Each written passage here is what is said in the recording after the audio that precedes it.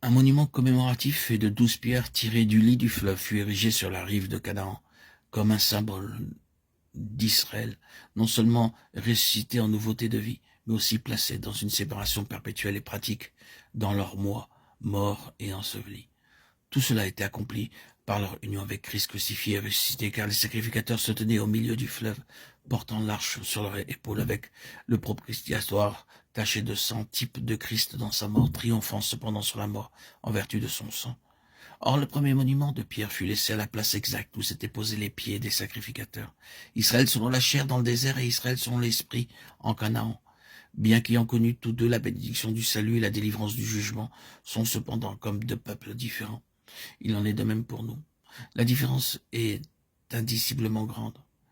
Quelqu'un d'éminent dans l'œuvre de Dieu durant de nombreuses années a décrit cette différence lorsqu'il en fit lui-même l'expérience comme plus grande que celle que lui avait apportée dans sa vie le salut, quand il l'avait reçu pour la première fois. Nous ne chercherons pas à établir toutes les différences. Cependant, une phrase en a été l'expression parfaite, un ciel ouvert. Combien la vie naturelle fait obstacle à la vie de l'esprit. Combien en faisant ou en voulant faire l'œuvre de Dieu par notre propre énergie naturelle, nous obstruons la voie pour recevoir les énergies de l'esprit.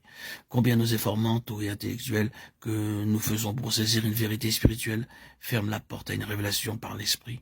Oui, nous en savons quelque chose. Mais Dieu soit béni, nous connaissons aussi ce que signifie la mise de côté de cet homme naturel, et Christ prenant sa place dans sa plénitude de résurrection et d'ascension.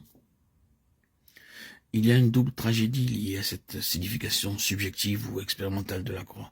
D'un côté, c'est l'ignorance de tant d'enfants de Dieu qui les conduit ou aboutit à l'histoire du désert, produisant dans leur vie et leur service une somme énorme d'énergie, de sacrifices, d'efforts, de fatigue, avec des résultats spirituels disproportionnés et inefficaces. Le désert est toujours un lieu limité, rétréci par l'horizon des sens, et il ne sera jamais caractérisé par la réalisation des plénitudes illimitées que donne l'affranchissement céleste de notre propre nature. D'un autre côté, la tragédie, c'est que cette signification ou cette application de la croix sont définitivement et positivement refusées par un si grand nombre d'enfants de Dieu.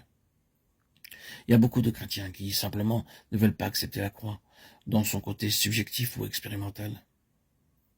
Cela, tout en nous surprenant, explique beaucoup de choses. Tout doit alors s'arrêter infailliblement à un système légal d'enseignement, à un horizon de vision fixe, à un esclavage étroit de la tradition, à une crainte des hommes, à une domination oppressante de la lettre séparée de l'esprit, et à beaucoup d'autres situations tristes, à la mort spirituelle, aux divisions sans fin, et à l'orgueil spirituel lorsque l'homme naturel, pas nécessairement l'homme non régénéré, exerce une influence dans le royaume des choses divines.